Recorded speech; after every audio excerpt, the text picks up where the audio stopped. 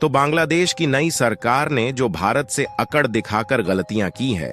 अब इसका भुगतान सिर्फ बांग्लादेश की नई सरकार ही नहीं बल्कि बांग्लादेश की जनता को भी करना पड़ सकता है।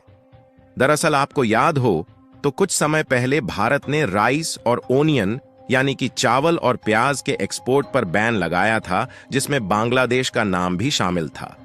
और अभी रिसेंटली शुगर यानी कि चीनी के एक्सपोर्ट पर भी भारत की तरफ से बैन लगाया जा चुका है। और अब जाकर के एक और इम्पोर्टेंट प्रोडक्ट भारत की तरफ से लगभग रुक चुका है, जो कि बांग्लादेश में एक बड़े स्केल पर एक्सपोर्ट किया जाता था। और अब चीन की गोद में बैठी बांग्लादेश की नई सरकार घुटनों पर आती हुई नजर आ रही है।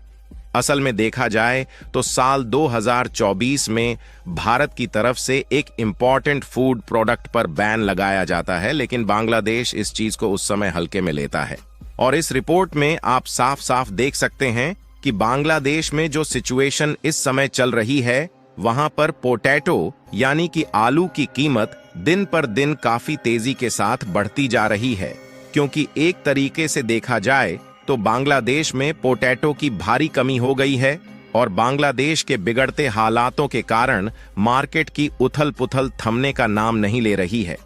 आपको बता दें कि बांग्लादेश में एक आइटम नहीं है बल्कि कई आइटम ऐसे हैं जो कि लगभग पूरी तरह से भारत के द्वारा ही एक्सपोर्ट किए जाते हैं। वहीं बांग्लादेश में बढ़ रही यह महंगाई उनकी अर्थव्यवस्था की लुंगी में इतना बड़ा छेद करेगी जिसे भरने में बांग्लादेश को कई साल लग सकते हैं। पूरी डेवलपमेंट क्या है इस वीडियो में समझते हैं, लेकिन आगे बढ़ने से पहले बांग्लादेश घुटनों पर आता हुआ नजर आ रहा है, उसके लिए वीडियो को एक लाइक करके चैनल को सब्सक्राइब जरूर कर लीजिए, क्योंकि यह आपके लिए 1 सेकंड का काम है, लेकिन इससे हमारी काफी बड़ी मदद होती है। दरअसल बांग्लादेश की नई सरकार ने पिछले कुछ दिनों में जिस तरीके से भारत को अपने तेवर दिखाए हैं, इससे यह बात साफ होती हुई नजर आ रही है कि उनकी नई सरकार पूरी तरह से चीन के सपोर्ट में खड़ी हुई है,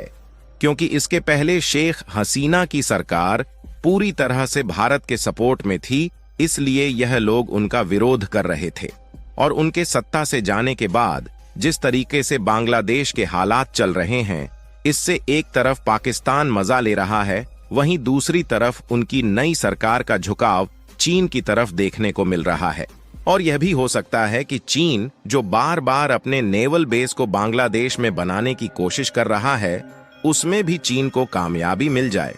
क्योंकि जब शेख हसीना सत्ता में थी तो उन्होंने चीन को इन मामलों में कई बार फटकार लगाई थी और उन्होंने चीन को सीधा कड़ा जवाब देते हुए बता दिया था कि वह जो भी इस तरीके की पार्टनरशिप करेगी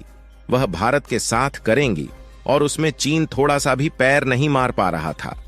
लेकिन जब शेख हसीना सत्ता से हट गई है और नई सरकार का झुकाव चीन की तरफ देखने को मिल रहा है, तो इससे यह बात साफ होती हुई देखी जा रही है कि हो सकता है कि आने वाले समय में चीन और बांग्लादेश मिलकर नेवल एक्टिविटीज भी करें।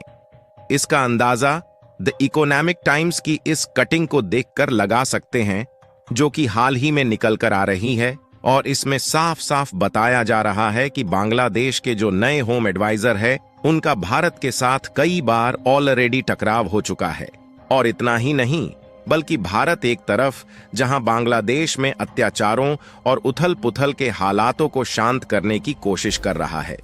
वहीं इसी बीच बांग्लादेश की बीएनपी विरोधी पार्टी, जो इस समय नई सरकार के रूप में सेलेक्ट की गई है, उनकी तरफ से फिर से एक बार मुद्दा गर्म किया जा चुका है। दरअसल हाल ही में खबर निकल कर आ रही है कि शेख हसीना, जो कि इस समय भारत में टिकी हुई है, उन पर बीएनपी पार्टी की तरफ से कई आरोप लगाया गया है और शेख हसीना को भारत के द्वारा वापस बांग्लादेश में भेजने की बात कही जा रही है। हालांकि हालात जब तक शांत नहीं हो जाते, तब तक भारत शेख हसीना को बांग्लादेश में नहीं भेज सकता।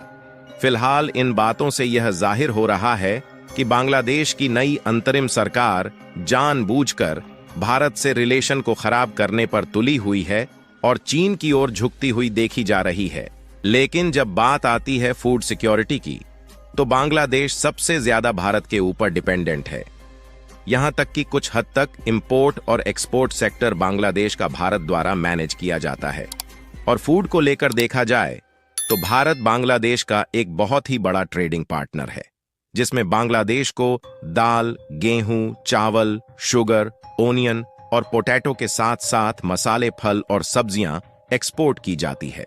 लेकिन आपको जानकर हैरानी होगी कि एक समय था जब बांग्लादेश पोटैटो का काफी अच्छा प्रोड्यूसर देश माना जाता था और वह दूसरे देशों में एक्सपोर्ट भी करता था। लेकिन पिछले कुछ सालों से बांग्लादेश की उथल-पुथल उनकी अर्थव्यवस्था को काफी ज्यादा नुकसान पहुंचाया है,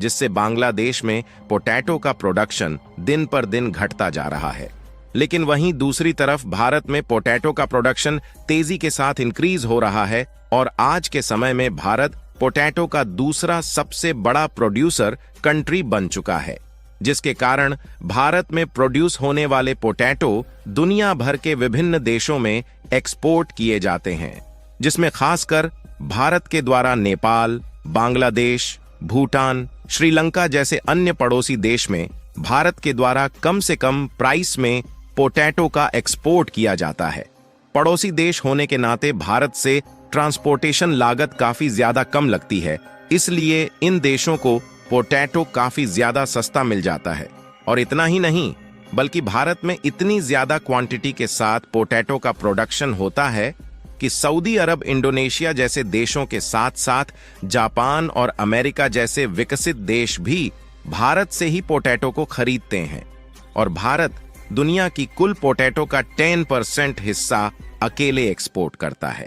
जहां भारत से आलू खरीदने वाले में मिडिल ईस्ट और अफ्रीका के लगभग सभी देश शामिल है। और भारत ने ज्यादातर देशों के साथ फ्री ट्रेड एग्रीमेंट साइन कर लिया है, जिससे भारत को इन देशों में अपने फूड प्रोडक्ट एक्सपोर्ट करने के लिए ज्यादा कास्ट नहीं देना पड़ता। वैसे भी भारत का जो टोटल एक्सपोर्ट होता है, उसमें का एक बहुत छोटा हिस्सा ही बांग्लादेश में एक्सपोर्ट होता है, लेकिन इससे बांग्लादेश की काफी ज्यादा मदद हो जाती है। आपको बता दें कि बांग्लादेश में आलू की कीमत इतनी ज्यादा बढ़ चुकी है कि वहां की जनता इस समय पूरी तरह से परेशान है, क्योंकि बांग्लादेश की बाजार में आलू की कीमत लगभग दोगुनी हो चुकी है और वहां की मार्केट में पोटैटो, ओनियन की कमी देखने को मिल रही है।